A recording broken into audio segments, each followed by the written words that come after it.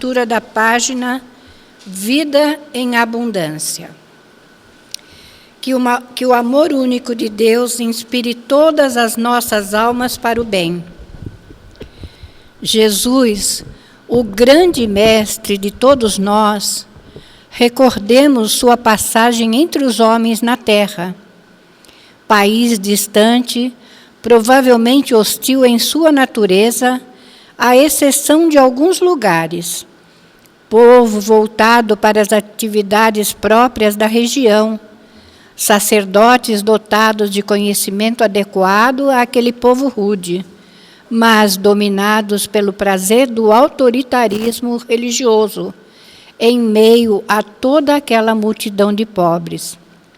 Sofredores, corações desejosos de ouvir uma mensagem eminentemente amorosa.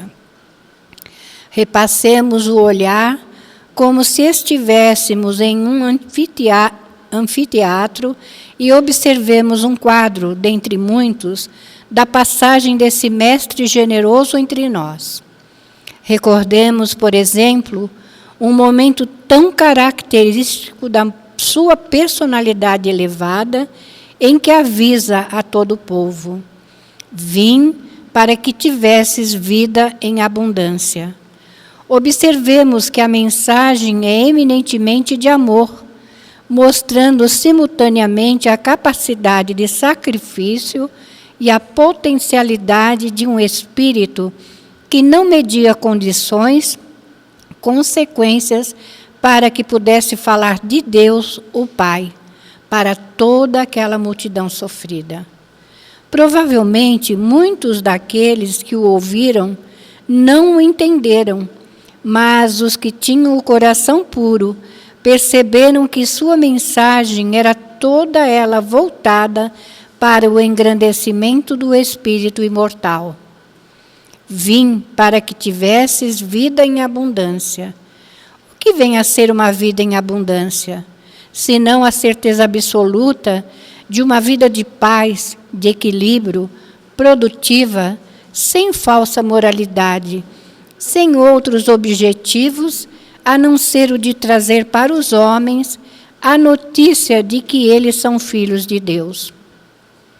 O Cristo engrandecido, em todas as suas fases de vida, pelas inúmeras lutas por que passou, ao fazer afirmativa tão poderosa, mostrava-se como pastor das almas, como aquele que compreendia a necessidade do povo sofrido, doído, sem referências elevadas.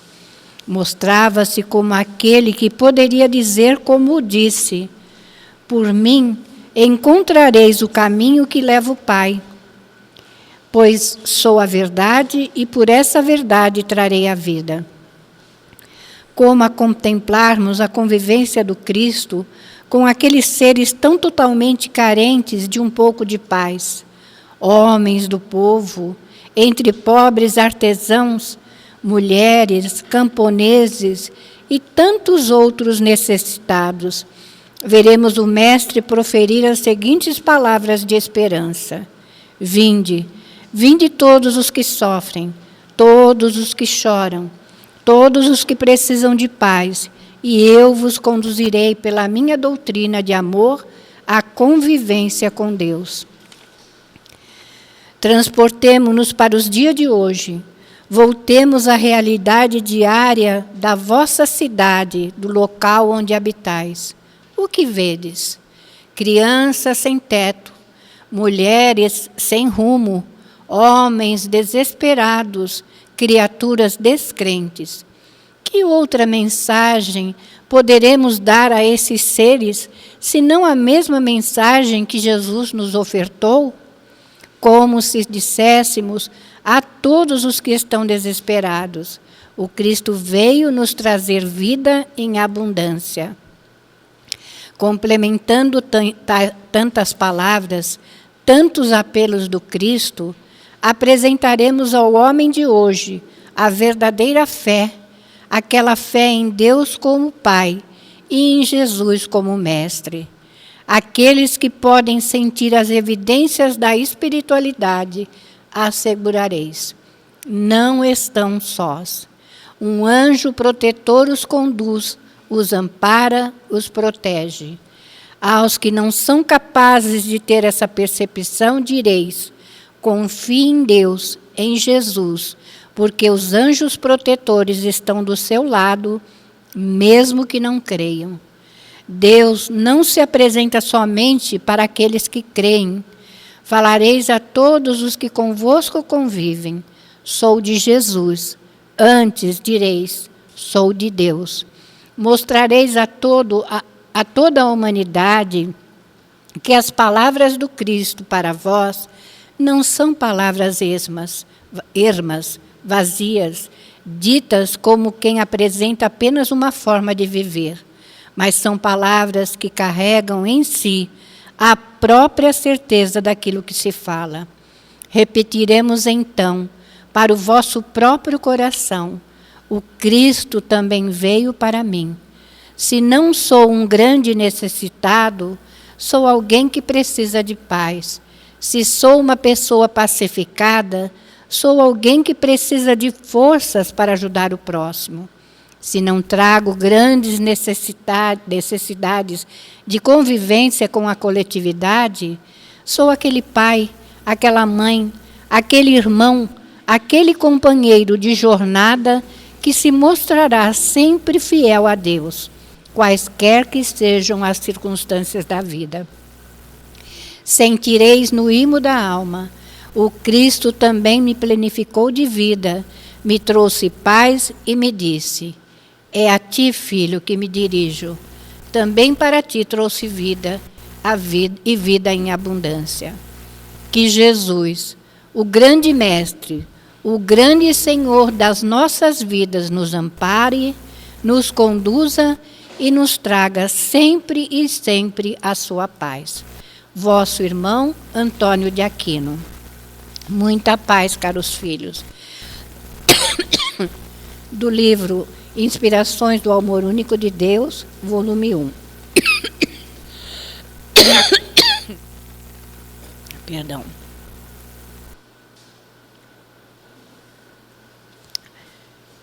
É psicofonia de Altivo Caríssimo Panfiro. E assim, Senhor,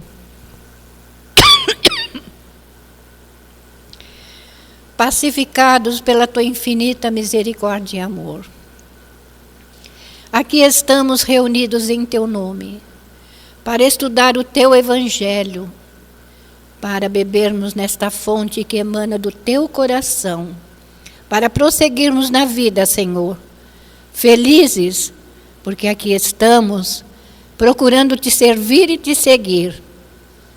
Ajuda-nos a estarmos contigo. Abençoa os nossos passos, Senhor, para que possamos levar a paz e a esperança a todos aqueles que de nós se aproximarem.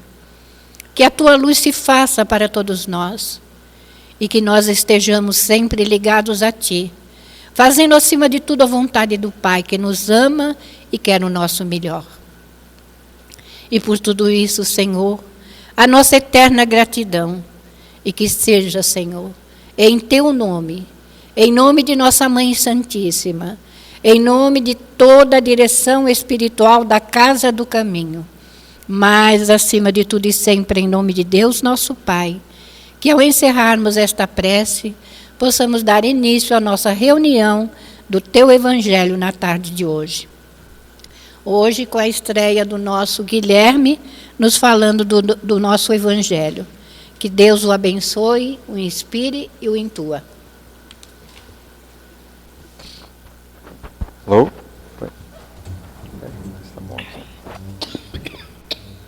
Olá, boa tarde a todos.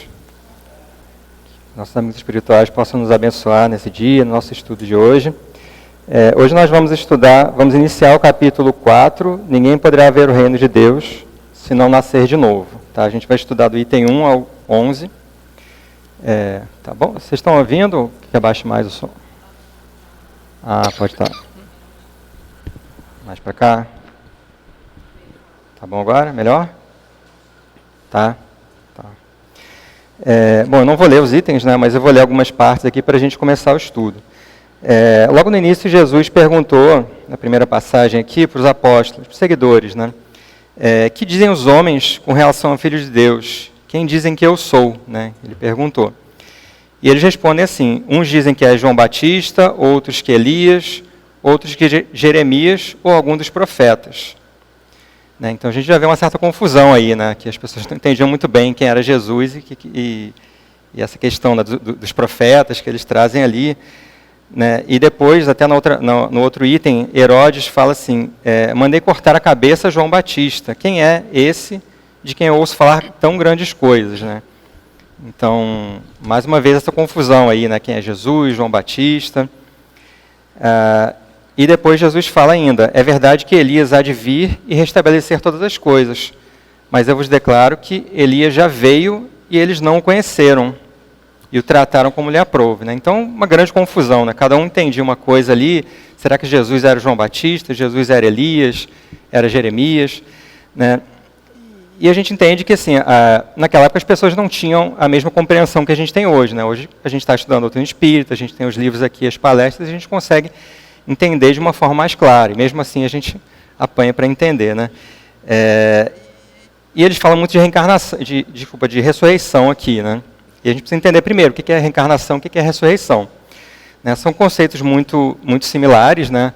A ideia é que o espírito desencarnou e ele retorna à matéria, retorna à vida, só que na reencarnação a gente está falando em voltar em outro corpo, né? E na ressurreição seria o mesmo corpo. Né? E a gente precisa de dois termos porque são conceitos diferentes. Né? A gente confunde, e o próprio Kardec trouxe isso para a gente. Né? Ele trouxe vários termos novos, né? Ele trouxe o próprio termo espiritismo e espírita, vieram para diferenciar de termos que já existiam. Né? As pessoas confundem muito, até hoje a gente confunde, e ele falou, não, é uma coisa diferente, então vamos usar uma palavra diferente para determinar uma coisa diferente. Né? Então, ressurreição e reencarnação são termos diferentes exatamente para não confundir uma coisa com a outra. Só que os apóstolos não tinham esse conhecimento, né? Então eles falavam em ressurreição, né? Então, Jesus seria a ressurreição de um profeta e tal. Então, por essa passagem, a gente entende que os judeus, as pessoas da época, entendiam esse conceito de retorno do espírito. Né? O espírito desencarnou, eles já entendiam o que era espírito, mesmo da forma deles, meio confusa, eles entendiam, mas não entendiam muito bem. Né? Mas como é que Jesus podia ser Elias, ok, que era um profeta antigo, mas João Batista foi contemporâneo de Jesus. Então, se eles viveram na mesma época, como é que pode ser reencarnação do outro? Né? Não tem como. Mas eles entendiam isso de certa forma. Né? E nessa última passagem que eu li de Jesus, quando ele fala que Elias já veio e não o conheceram, né? A gente entende que ele estava falando realmente de João Batista. Né? João Batista seria a reencarnação de Elias, e aí sim faz sentido, porque foram épocas diferentes, então o mesmo espírito voltou em outro corpo, com outro nome, com outra aparência e tudo mais. Por isso que eles não o conheceram. Né? A aparência mudou o nome, mudou tudo, e eles não entenderam. Né? Então, por isso, a gente já vê que esse conceito de ressurreição não faz sentido sob o ponto de vista da ciência, porque se o corpo não tem mais vida, né, se a pessoa desencarnou, é porque o corpo não tem condição de sustentar a vida. Parou de funcionar um órgão, perdeu sangue, alguma coisa assim, então cessou a vida ali, parou de funcionar o coração, por exemplo, acabou a vida, não tem como um espírito voltar e voltar à vida. Né? Então, a gente entende que realmente ressurreição não é possível, mas a reencarnação a gente entende, Kardec já explicou para a gente. Né? E tem uma outra passagem também muito interessante, que é muitas vezes considerado ressurreição, que é de Lázaro. Né? Lázaro foi dado como morto, né? A família viu ele deitado lá, não respirava, e todo mundo achava que ele estava morto, e chamaram Jesus. E aí Jesus fala assim, esta enfermidade não é para a morte, mas para a glória de Deus, para que o Filho de Deus seja glorificado por ela. E aí fala assim, Lázaro dorme, mas vou despertá-lo do sono. Né? Então ele já usa um termo diferente aqui. E aí a irmã falou para ele, Jesus, se tu não estivesse aqui, meu irmão teria morrido. Desculpa, meu irmão não teria morrido. E aí Jesus fala, teu irmão há de ressuscitar. Então os termos aqui estão meio confusos, né? Até pela fala de Jesus mesmo, ele fala primeiro, essa enfermidade não é para a morte. Então dá a entender que ele não estava morto, que ele não ia morrer. Né? E depois ele fala que Lázaro dorme e vou despertá-lo do sono. Quando ele estava dormindo, né, se ele estivesse dormindo, as pessoas teriam percebido, né, ele estaria respirando e tudo mais. E no final ele usa o termo ressuscitação, né? Teu irmão há de ressuscitar. Então fica uma grande confusão, porque as pessoas não entendiam, né? Então Jesus não ia falar, não, olha só, ele estava numa situação tal e pelo magnetismo e tal, perispírito, ninguém ia entender, né?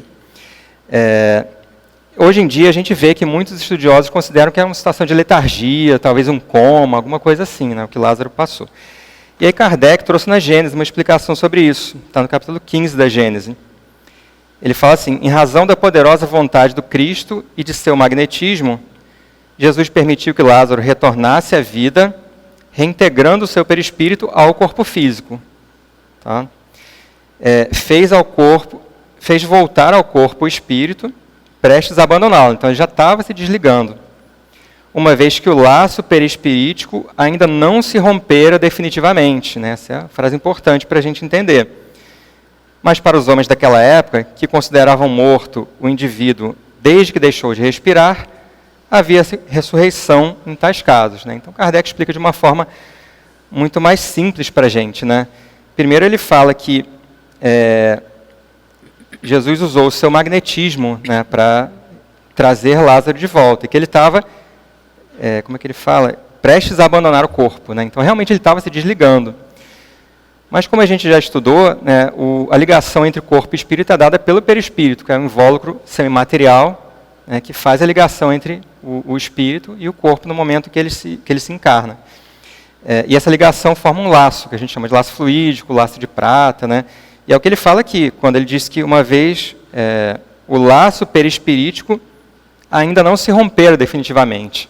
Né? Então, isso fica claro para a gente, que no momento em que o espírito desencarna, esse laço é rompido, né? Como se estivesse amarrado o perispírito ao corpo, ele está preso ali e estava se desligando, como ele falou aqui, estava prestes a abandoná-lo, então estava se desfazendo o laço aos pouquinhos ali, mas não se desfez por completo. Se tivesse se desfeito por completo, não teria como voltar. Aí seria a situação de ressurreição que a gente já viu que não é possível. Né? Então o laço estava se desfazendo, ele estava prestes a desencarnar mesmo, mas Jesus conseguiu trazer de volta e firmar o laço ali de novo, deu mais um nozinho lá, prendeu, e ele voltou, né?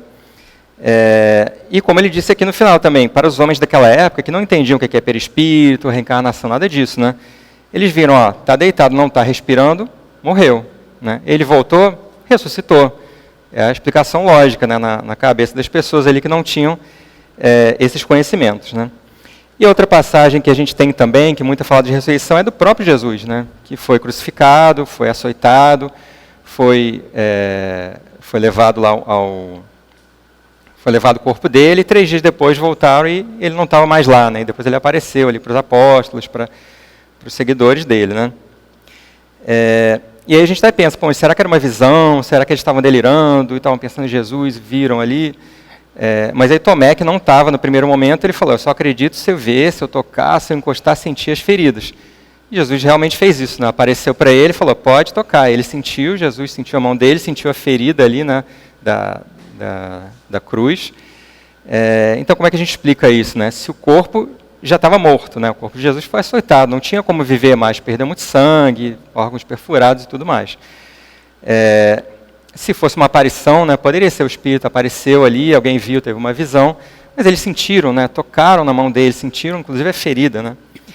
E aí a gente entende que o corpo realmente não tinha condição de sustentar a vida ali, mas ele tem o perispírito, né? E pelo perispírito a gente sabe que é um invólucro semimaterial, né? Então Jesus conseguiu manipular o perispírito dele para se fazer tangível, né? Para fazer as pessoas realmente tocarem, porque se eles só vissem e falar, vocês estão delirando, é outra pessoa. Não, a gente tocaram, tem um buraco aqui, tem um furo. Ele, né? O próprio Tomé, né, que queria ver para crer, ele acreditou ali. Né? E o próprio Paulo de Tarso ele fala uma passagem assim, se Cristo não ressuscitou, é vã a vossa fé. Né? E ele mais uma vez fala em ressurreição, porque é o termo que as pessoas usavam. Né? Então, mais uma vez a doutrina espírita vem explicar para a gente, né, se realmente as pessoas viram e tocaram, é porque o perispírito dele foi manipulado. E a gente já entende que é possível o espírito mudar não só a tangibilidade do seu perispírito, para as pessoas poderem sentir e tocar, mas a própria aparência, né? A gente tem passagens de Leon Denis, se não me engano, não, acho que era Bezerra, Luiz Sérgio, casos que eles voltaram com uma aparência diferente, né? As pessoas nem reconheceram, né? Luiz Sérgio apareceu louro e alto, se não me engano, e ninguém reconheceu porque era diferente da aparência que todo mundo conhecia e estava acostumado, né?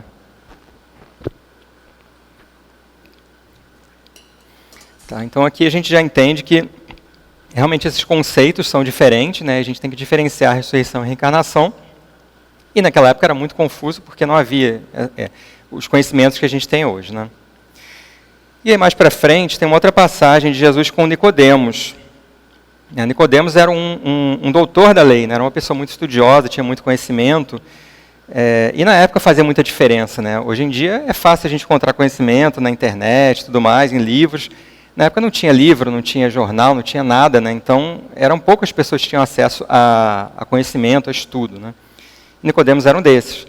E ele encontrou Jesus e falou assim: mestre, sabemos que vieste da parte de Deus para nos instruir como um doutor, porquanto ninguém poderia fazer os milagres que fazes se Deus não estivesse com ele, né? Então, Nicodemos já entendia que tudo que Jesus fazia, essas ditas ressurreições, os milagres, né, que a gente sabe que não são milagres, mas que eram coisas que as pessoas não entendiam e não conseguiam fazer, Jesus fazia e falou, bom, se ele fez tudo isso, ele ressuscitou pessoas, fez o cego enxergar, ele é de Deus, né, ele veio, é um enviado de Deus, né, não pode ser uma pessoa comum. Então isso ele entendia.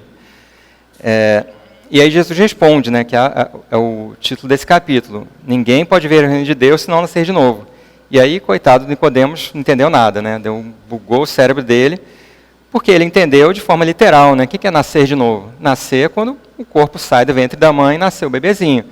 Ele pergunta, mas como é que eu vou nascer de novo? Tem que voltar para o corpo da minha mãe, um homem adulto? Como é que faz? Né? Não tem como.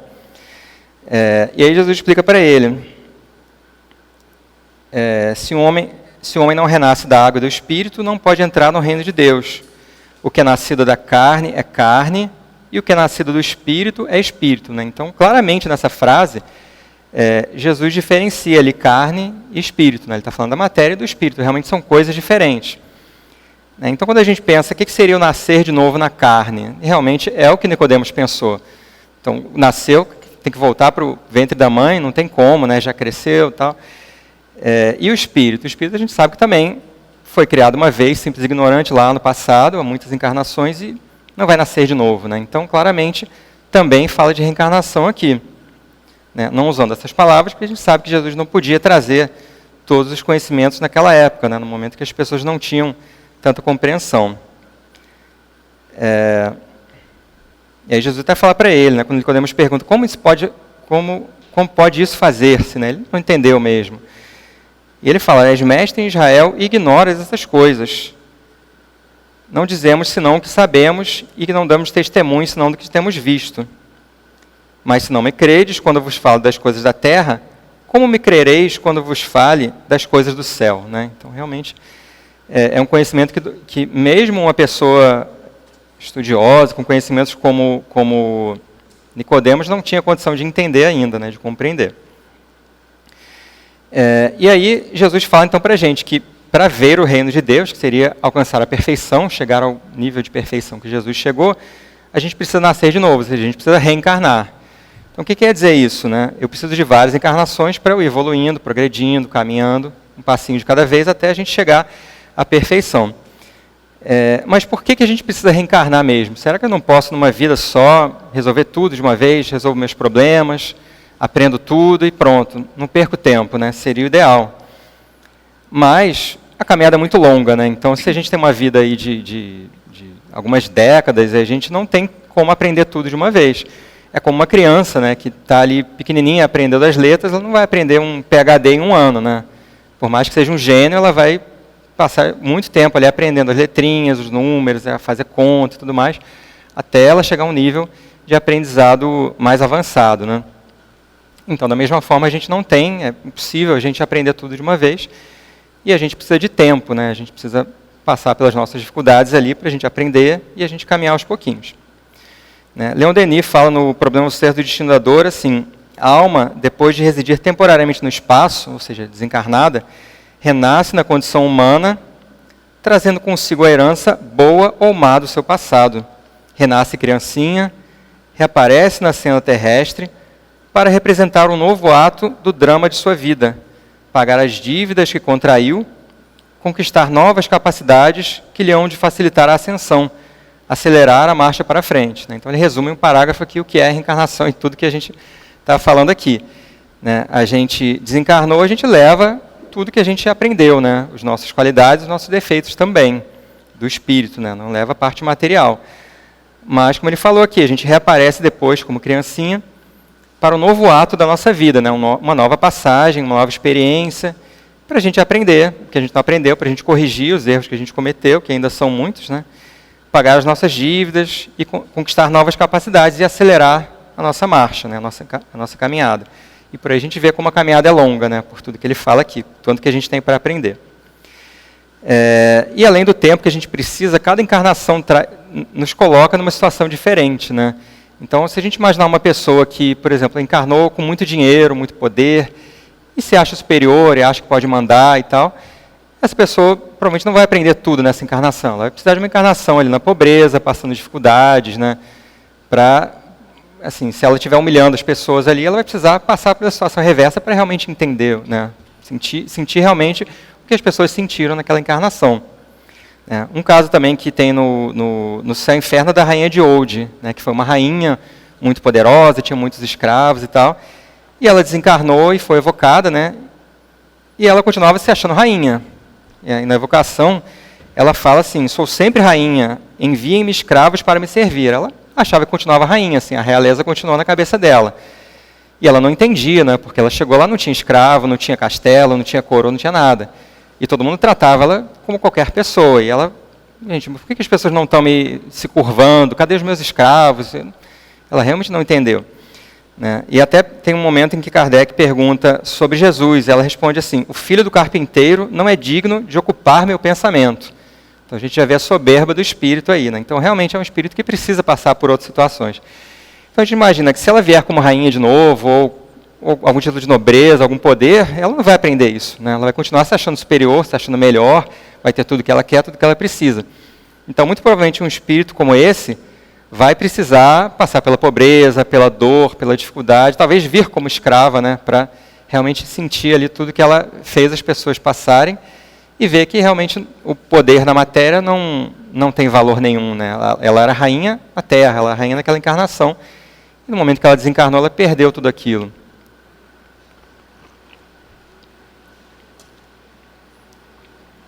E é importante a gente pensar também no esquecimento do passado, que é um ponto que gera muita polêmica. Às vezes a gente pensa assim: mas por que a gente esquece do passado quando reencarna? Se não seria mais fácil lembrar? Por exemplo, na outra encarnação eu era muito vaidoso, então eu preciso controlar minha vaidade para evoluir. Se eu soubesse disso, seria muito mais fácil. Eu sei que é isso que eu tenho que controlar, é ali que eu tenho que trabalhar para melhorar. Mas a gente vê o lado bom, assim, se tiver um roteirinho, sua encarnação é isso aqui, você vai vir para corrigir isso, vai melhorar isso, vai se entender com fulano que você brigou, e é isso que tem que fazer para passar de ano. Seria muito fácil, mas a gente esquece que a gente errou muito no passado. Se a gente está aqui no mundo de provas e expiações, é porque a gente tem que corrigir os nossos erros. A gente tem muito mais dívidas do que méritos, então não vai ser legal a gente lembrar de tudo que a gente fez. Eu lembrei também de Luiz Sérgio, que é o patrono aqui do nosso grupo jovem. Ele desencarnou muito jovem, ele era uma pessoa boa, todo mundo gostava, tinha amigos, estudioso, esforçado, e desencarnou num acidente de carro com 20 e poucos anos.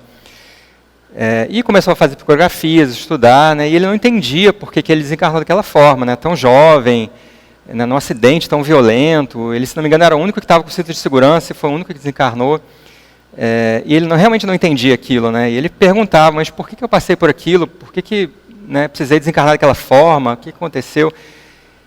E o mentor dele falava: você não está preparado para isso, não queira saber disso, porque com certeza era alguma coisa que ele tinha que espiar do passado.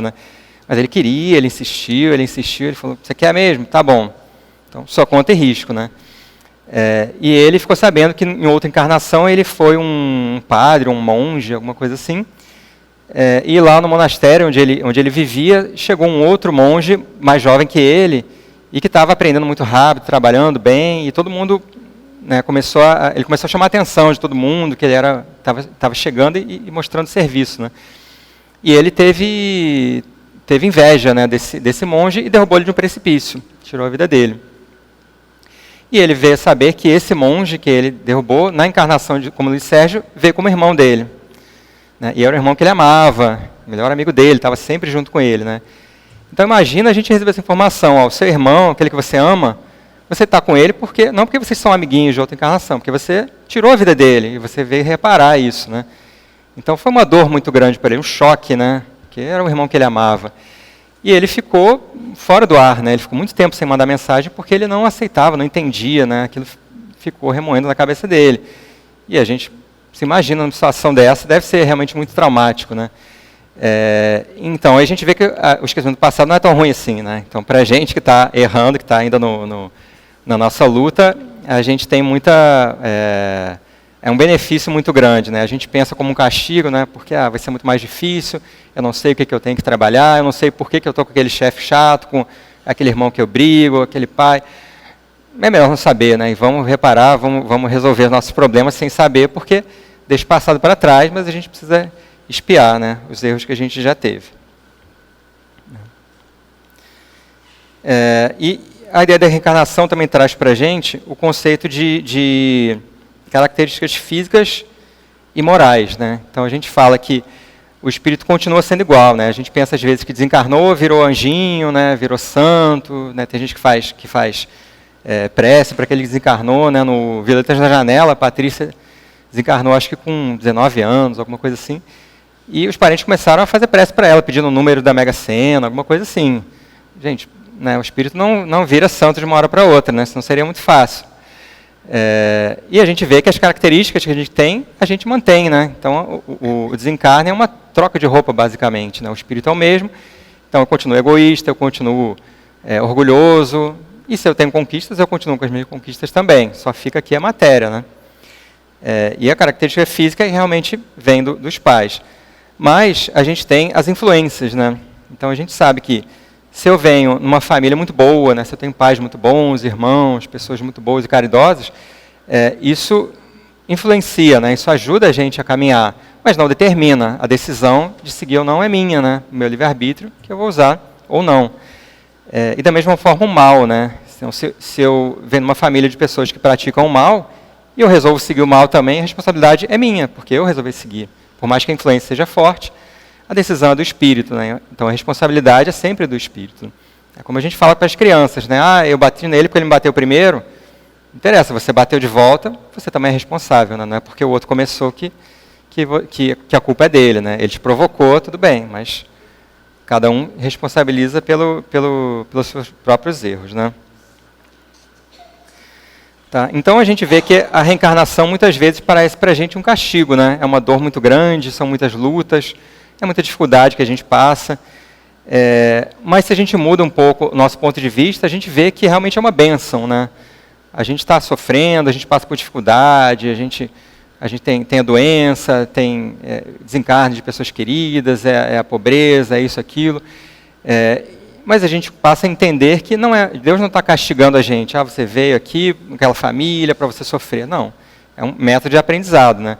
É como quando a gente coloca nossos filhos de castigo, né? Não é? Apesar de a gente usar o nome castigo, né, que é um nome forte, é uma forma de aprendizado. Você vai lá e pensa no que você fez e tal, e você vai pedir desculpa para o seu irmão.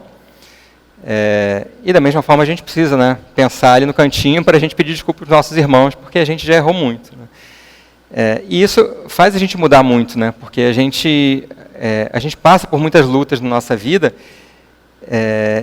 e a gente costuma olhar para o outro, né? Porque a grama do vizinho é sempre mais verde, né? Então a gente pensa, poxa, por que eu estou sofrendo tanto e o meu vizinho está tão bem, né?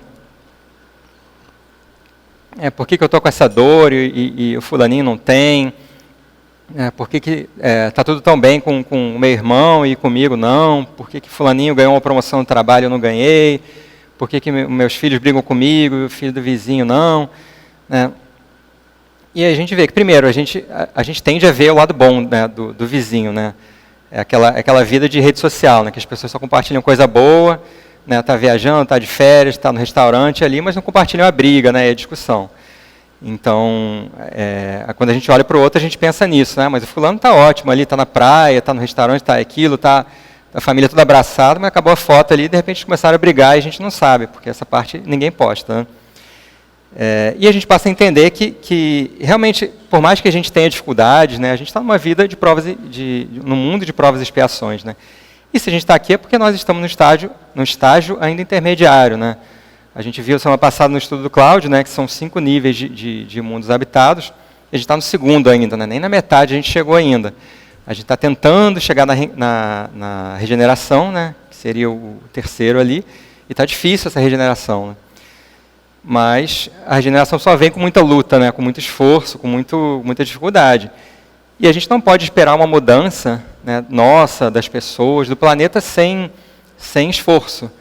Né? Tem uma frase de Einstein, não sei se é bem de Einstein, tá, mas dizem que é de Einstein, não sei se tem confirmação, que repetir a mesma coisa e esperar resultados diferentes é a definição de insanidade.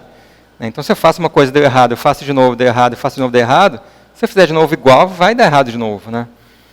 Então, se a gente quer um resultado diferente, precisa fazer diferente, pensar diferente e agir diferente.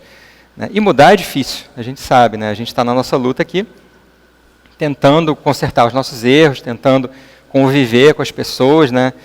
E ver essa pandemia aí para ajudar a gente a entender e a gente vê que foi difícil começar a pandemia, né? Eu acho que é de cada um, mas assim, foi difícil no começo, aquele isolamento, a gente não pode fazer nada, não sabe até quando vai isso, quando acaba.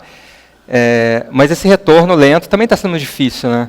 Porque a gente vê que também não era tão ruim ficar sozinho, né? Porque não tem trânsito, não tem briga, não tem confusão, né? Tem em casa às vezes, mas não tem na rua, né? Não tem com as outras pessoas. A gente sai e vê, pô, esse trânsito, deu uma saudade da pandemia agora, né? Que eu ficava o dia inteiro em casa, não pegava trânsito, não tinha buzinaço e tal.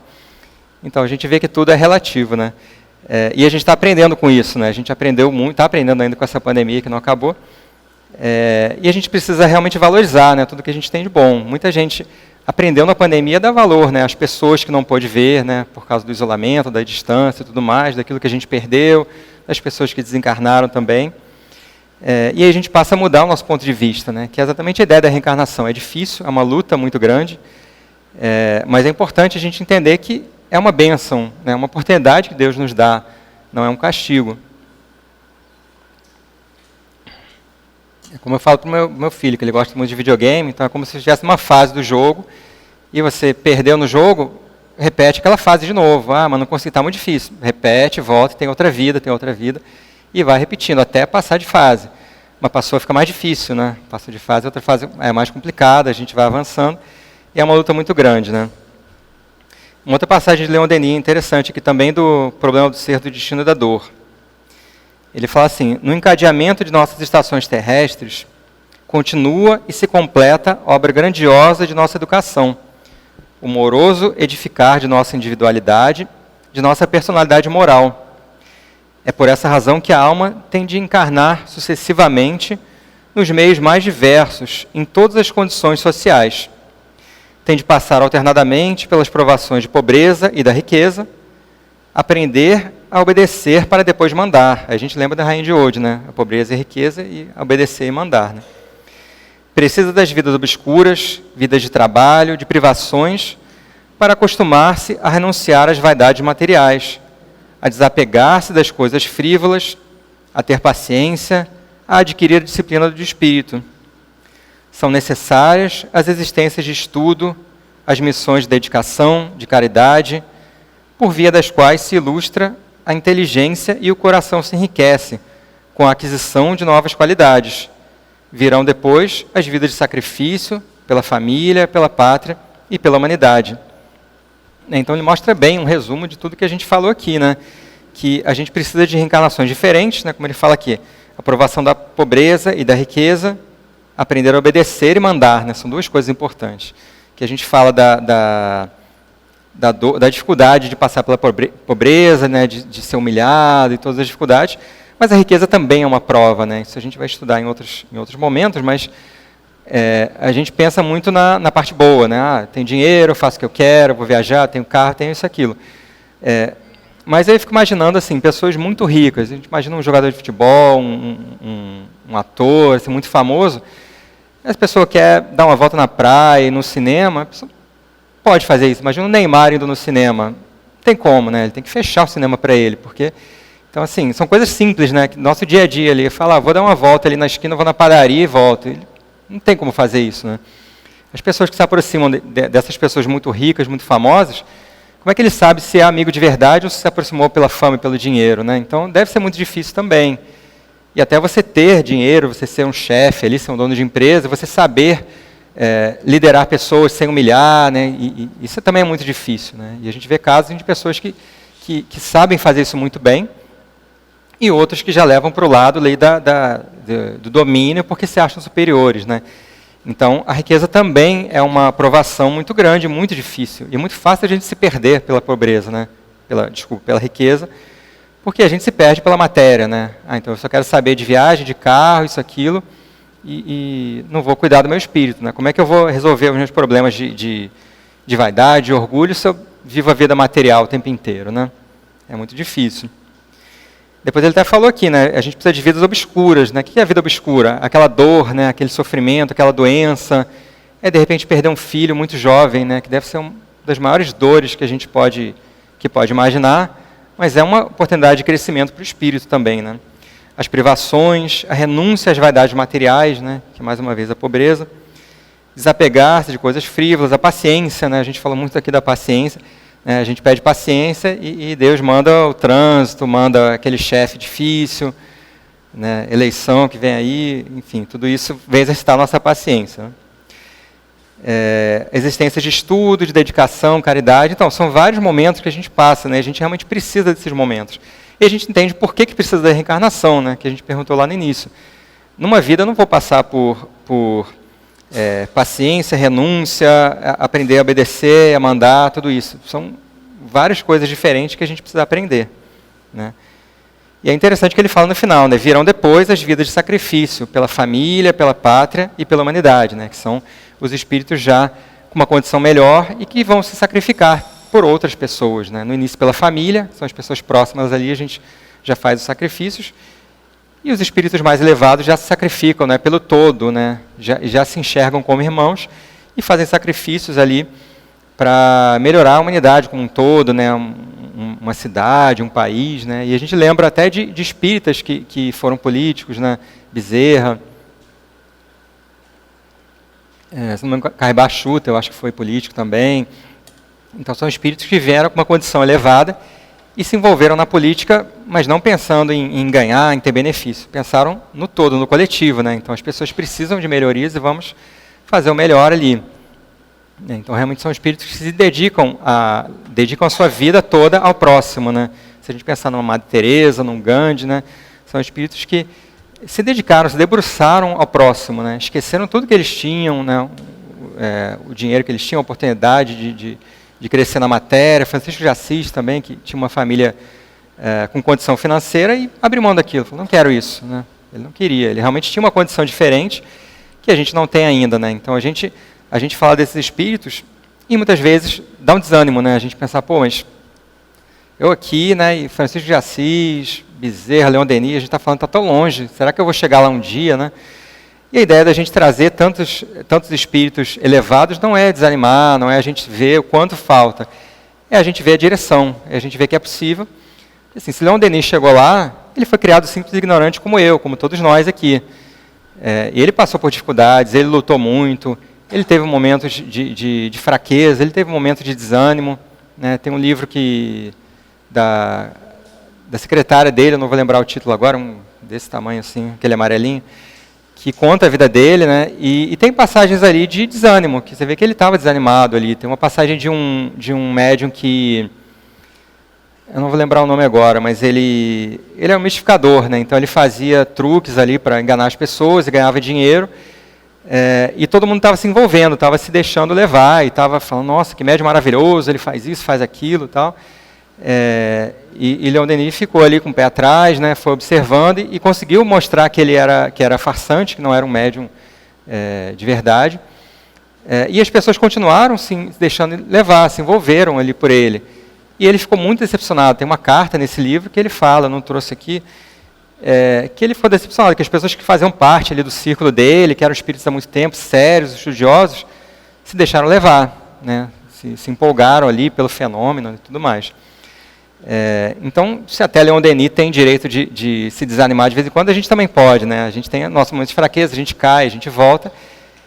E assim mesmo, né? Nós somos humanos, nós somos falíveis, e estamos na luta, né? A gente vai tropeçar aqui, mas a gente tem que ter sempre em mente que a gente vai conseguir chegar, né? A caminhada é longa, é difícil, mas a gente tem que se inspirar nesses espíritos para conseguir chegar lá.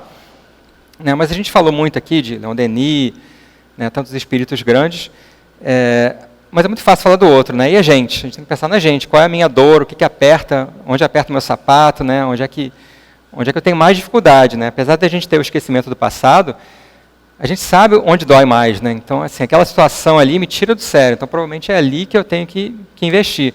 Mas aquele fulano de tal, da minha família, não suporta aquele fulano, não consigo chegar perto. Então é ali mesmo que você vai investir para resolver, né? E como é que a gente faz para entender isso, né? Aí a gente vai lá no Livro dos Espíritos, na pergunta 919.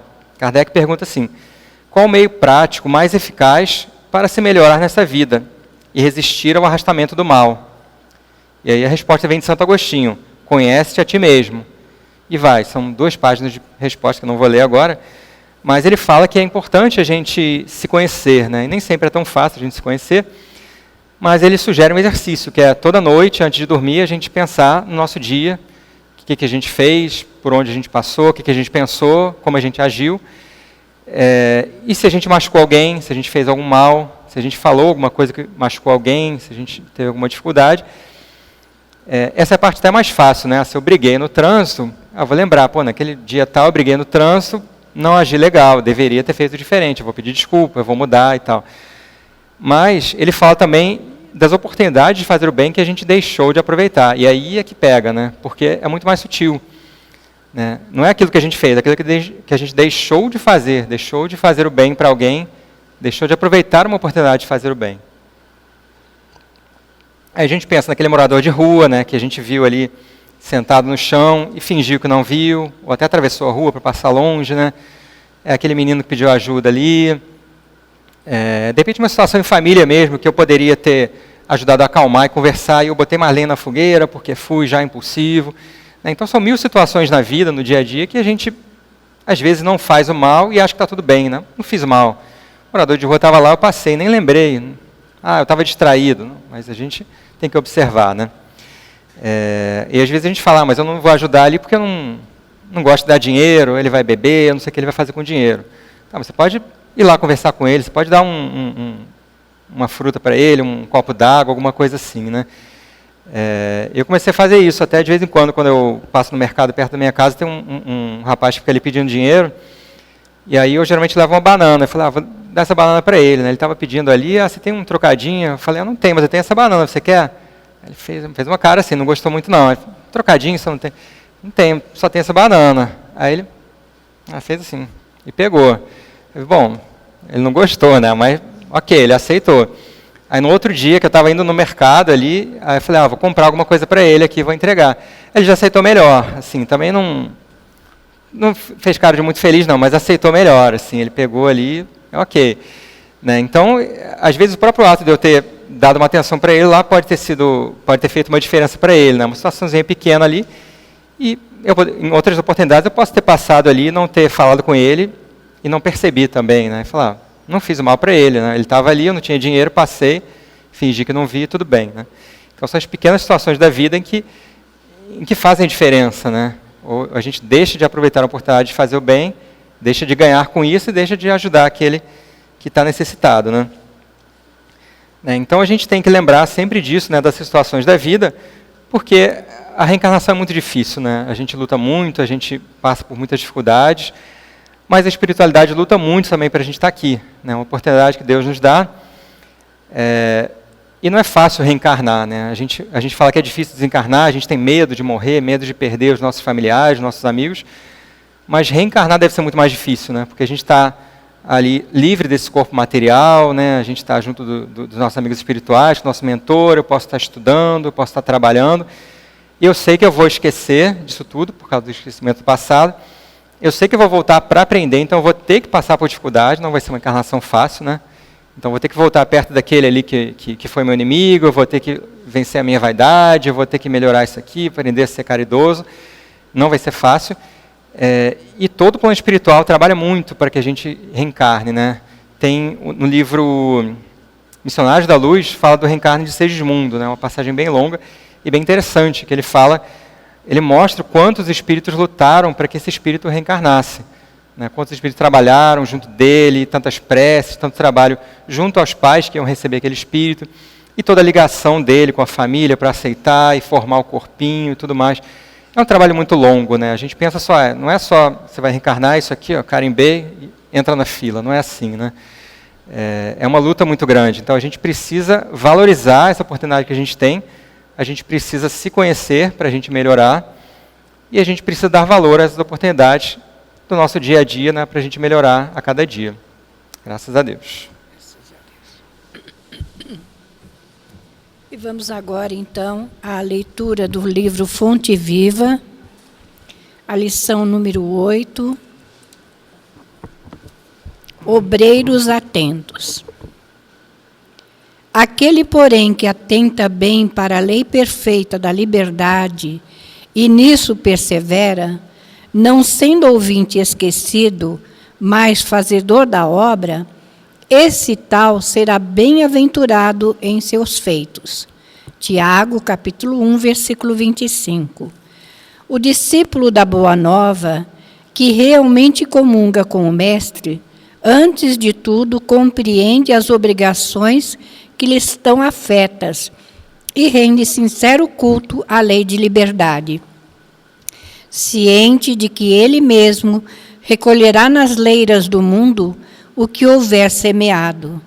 Sabe que o juiz dará conta do tribunal, que o administrador responderá pela mordomia e que o servo se fará responsabilizado pelo trabalho que lhe foi conferido. E respeitando cada tarefeiro do progresso e da ordem, da luz e do bem, no lugar que lhe é próprio, persevera no aproveitamento das possibilidades que recebeu da providência divina, atencioso para com as lições da verdade e aplicado às boas obras de que se sente encarregado pelos poderes superiores da terra.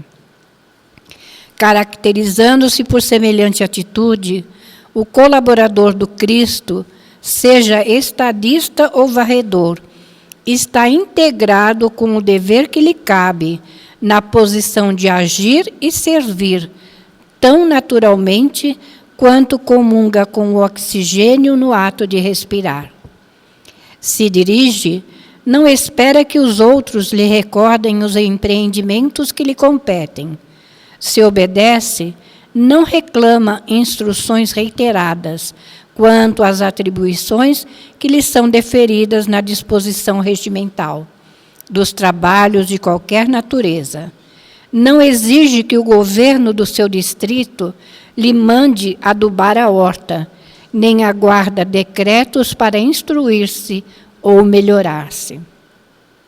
Fortalecendo a sua própria liberdade de aprender, aprimorar-se e ajudar a todos, através da inteira consagração aos nobres deveres que o mundo lhe confere, faz-se bem-aventurado em todas as suas ações, que passam a produzir vantagens substanciais na prosperidade e elevação da vida comum.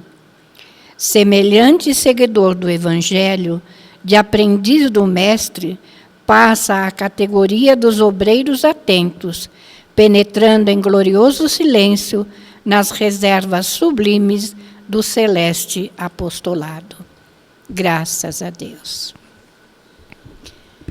E vamos, nesse momento, elevar o nosso pensamento ao Pai e rogar a Ele que possa limpar todas as energias, todos os miasmas, todos os fluidos malsãos, todos os sentimentos, todos os atos e palavras do nosso coração, para que tudo seja, assim, elevado para o plano maior, para a sua devida transformação. E nesse momento, que Jesus possa envolver a cada um nas suas bênçãos, no seu amor e na sua paz.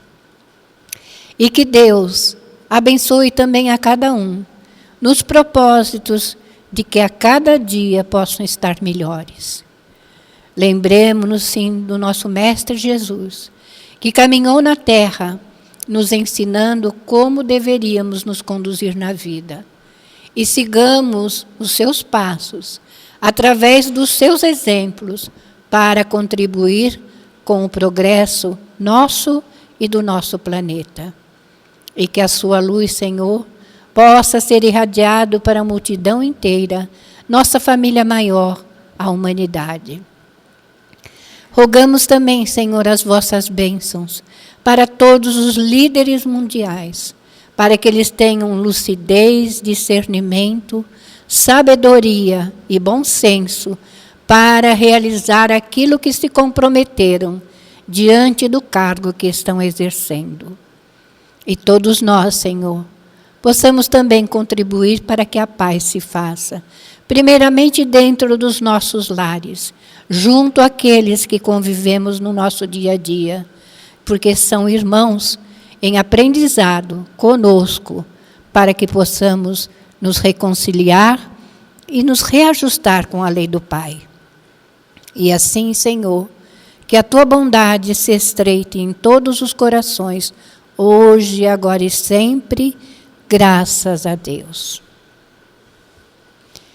E assim, Senhor, pacificados e dulcificados pela tua infinita misericórdia, agradecidos por esses momentos que aqui estivemos, nesse aprendizado constante do teu Evangelho, e te pedimos, Senhor, a tua permissão, em teu nome, em nome de Maria, em nome de toda a direção espiritual da Casa do Caminho, e acima de tudo e sempre em nome de Deus nosso Pai, que ao encerrar essa prece, possamos encerrar a nossa reunião da tarde de hoje. Que assim seja, graças a Deus.